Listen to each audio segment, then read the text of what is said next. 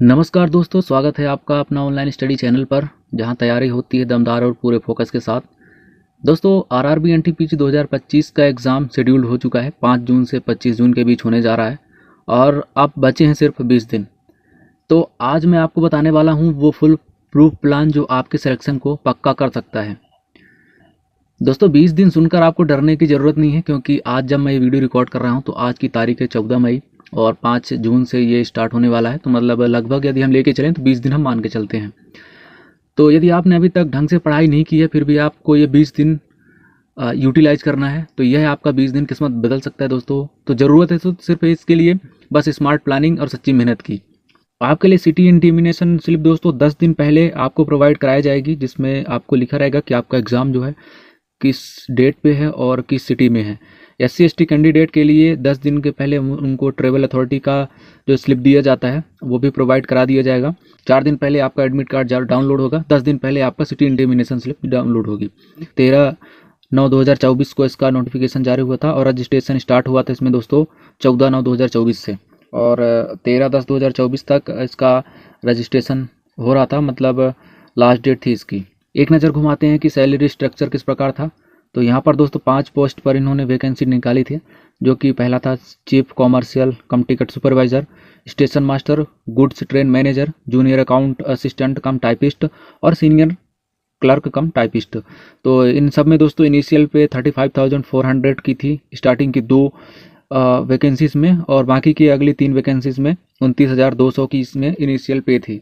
तो एक अच्छी खासी पेमेंट वाली जॉब है, जिसके लिए दोस्तों नोटिफिकेशन जारी हुआ है। तो 20 दिन में दोस्तों आप बहुत कुछ कर सकते हैं। उसका थोड़ा सा सिलेबस देखते हैं कि इसमें क्या क्या पूछने वाला है।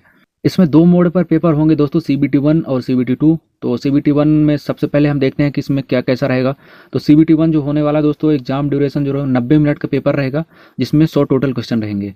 जनरल अवेयरनेस के 40 क्वेश्चन, मैथमेटिक्स के 30 क्वेश्चन और जनरल इंटेलिजेंस एंड रीजनिंग के दोस्तों यहाँ पर 30 क्वेश्चन होने वाले हैं।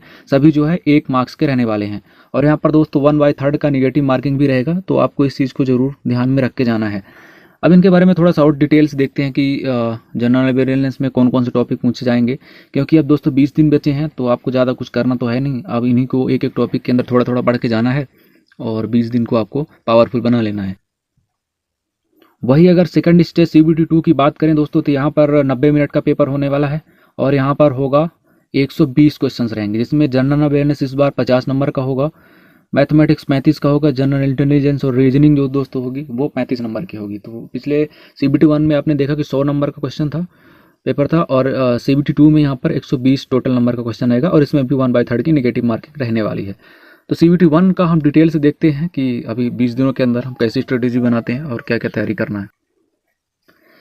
CBT 1 की बात करें दोस्तों ग्रेजुएट लेवल के लिए, तो यहाँ पर मैथमेटिक्स से कौन कौन से टॉपिक से प्रश्न पूछे जाएंगे, क्योंकि दोस्तों अब आपको इन्हीं को पढ़ना है और दुनियादारी आप पढ़ते रहोगे तो पढ़ते ही रह जाओगे। तो मैथमेटिक्स से दोस्तों 30 मार्क के आएंगे, जिसमें संख्या, number system, decimal and fraction, LCM HCF, ratio and proportion, percentage, mensuration, time and work, time speed and distance, simple and compound interest, profit loss, elementary algebra, geometry, trigonometry और elementary statics. तो इस प्रकार से इतने topics दोस्तों यहाँ पर पूछे जाएंगे। तो इनका दोस्तों आपको ज़्यादा अंदर तक पढ़ने की ज़रूरत नहीं है, आपने जितना पढ़ा है तो ठीक है। अब इनका जो स्टार्टिंग वाले चैप्टर्स हैं उनको आप ज़रूर एक बार पढ़ के जाइएगा, क्योंकि ज़्यादा कठिन पूछता नहीं है रेलवे, बहुत आसान पूछता है।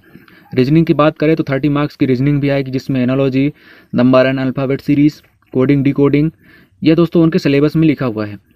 और mathematics operations, similarities and differences, relationship, analytical reasoning, syllogism, Venn diagram, puzzles, data sufficiency, map and interpretation of graphs. मतलब जितने भी अभी जितने भी आप लोगों ने रीजनिंग पढ़ी है तो उसी के आसपास पूछा जाएगा। कोई ज़्यादा इसमें वो नहीं है कि आपको ज़्यादा इसमें दिमाग लगाना है, हाँ बस प्रैक्टिस जरूर करते रहना है। जनरल अवेयरनेस की बात करें दोस्तों, तो यहाँ पर जनरल अवेयरनेस का काफ़ी ज़्यादा रोल्स होने वाला है, क्योंकि 40 मार्क यहाँ पूछे जाएंगे, जिसमें से बहुत इंपॉर्टेंट है करंट अफेयर्स। दोस्तों ये ग्रेजुएट लेवल का पेपर है, इसमें ऐसे पूछा जाता है। करंट अफेयर्स आपको तैयार होकर रखना है पिछले 1 साल का। Art and culture of India, Indian literature, भारतीय साहित्य का, मोनमेंट एंड प्लेसेस ऑफ इंडिया, और सामान्य विज्ञान और जीवन विज्ञान है ना, history of India and freedom struggle. मतलब इतने टॉपिक यहाँ पर पूछे जाएंगे जो कि यहाँ पर बहुत इंपॉर्टेंट है दोस्तों। आपको ये वाले टॉपिक तो जरूर पढ़ के जाना है जो यहाँ पे लिखे हैं, जैसे इन्वायरमेंटल इश्यूज, कंप्यूटर और कंप्यूटर प्रणाली का अनुप्रयोग। मतलब कुछ ऐसे पॉइंट है दोस्तों आपको जो को पढ़ के ही जाना है। आपने पिछले बहुत दिनों से आपने इसको स्किप करके रखा होगा, क्योंकि आपने जो है तो रेलवेज की अलग अलग वैकेंसीज में पेपर दिए होंगे, ALP हो गया, JEE हो गया और टेक्नीशियंस हो गए और RPF हो गया। तो आपने इन चीज़ों का भी इग्नोर करके रखा था क्योंकि ये पूछे नहीं गए थे, लेकिन अब ये अचानक से आ गए हैं तो इनको आपको ज़रूर पढ़ना है।